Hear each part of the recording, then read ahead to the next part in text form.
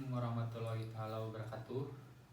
Perkenalkan, nama saya Iqbal Nur Rahman, NPM 1921911188 dari Penjas 2E. Di sini saya akan memaparkan tentang proses dan kondisi belajar gerak. Belajar gerak motorik merupakan perubahan perilaku atau perubahan kecakapan yang mampu bertahan dalam waktu tertentu dan bukan berasal dari proses pertumbuhan yang dapat hampir akan sama dikemukakan Singer pada tahun 1980 yang menyatakan belajar yaitu terjadinya perubahan perilaku yang potensial sebagai akibat dari latihan dan pengalaman masa lalu dalam menghadapi suatu tugas tertentu. Pengertian belajar motorik yang dikemukakan oleh Smith pada tahun 1988 menyatakan bahwa seperangkat proses yang berkaitan dengan latihan atau pengalaman yang mengantarkan ke arah perubahan permanen dalam perilaku terampil. Dalam belajar motorik pun juga demikian. Di dalamnya terlibat suatu proses yang menyebabkan terjadinya perubahan dalam perilaku motorik sebagai hasil latihan. Selanjutnya, tahap-tahap belajar motorik. Yang pertama yaitu tahap kognitif. Dalam mulai mempelajari suatu tugas, dibutuhkan informasi cara melaksanakan tugas yang bersangkutan dengan benar.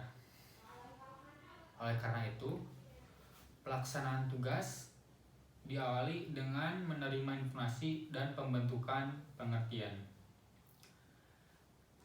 Tahap barusan yaitu merupakan tahap awal dalam belajar motorik. Pada tahap ini seringkali terjadi kejutan berupa peningkatan yang besar bila dibandingkan dengan kemajuan pada tahap-tahap berikutnya. Gerakan yang dipergerakan atlet memang kelihatan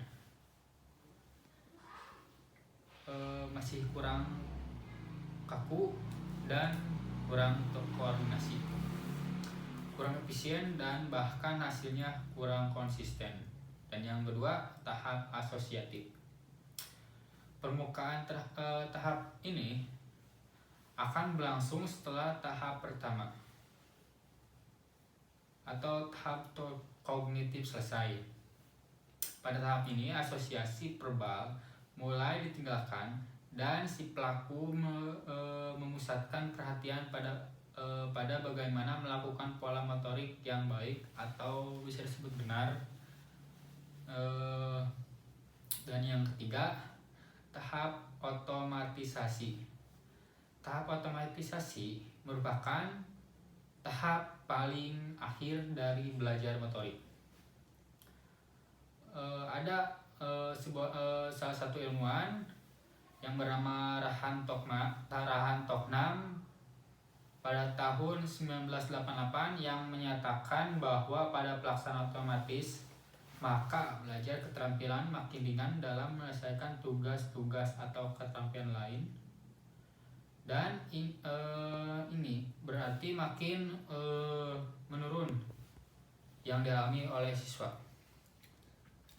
Pada fase tersebut, siswa mampu melakukan seluruh rencana pelaksanaan secara otomatis atau tanpa disadari sama sekali. Kemudian ada teori belajar motorik perbedaan.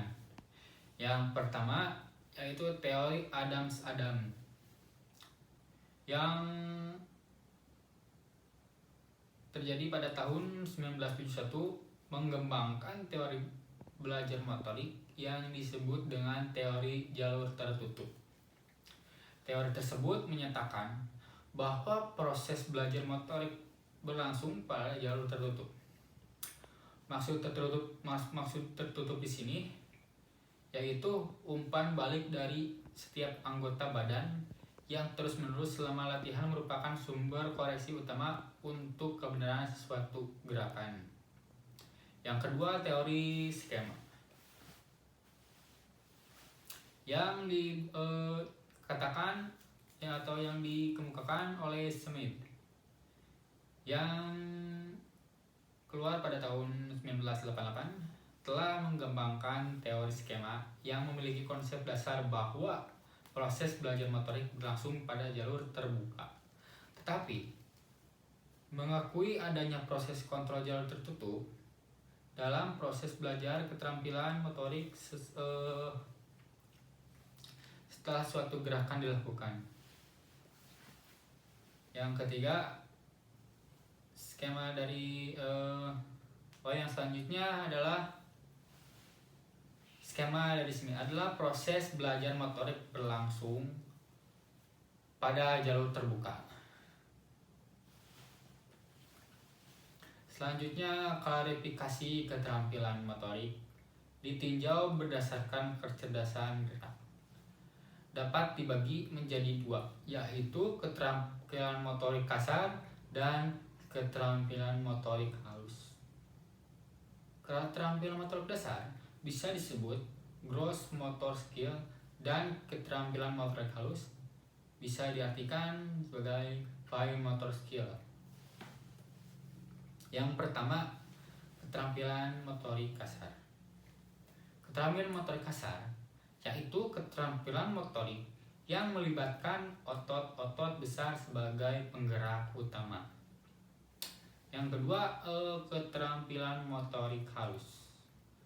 Keterampilan motorik halus yaitu keterampilan gerak yang melibatkan otot-otot halus sebagai penggerak utama. Kemudian klarifikasi berdasarkan titik awal dan akhir gerak.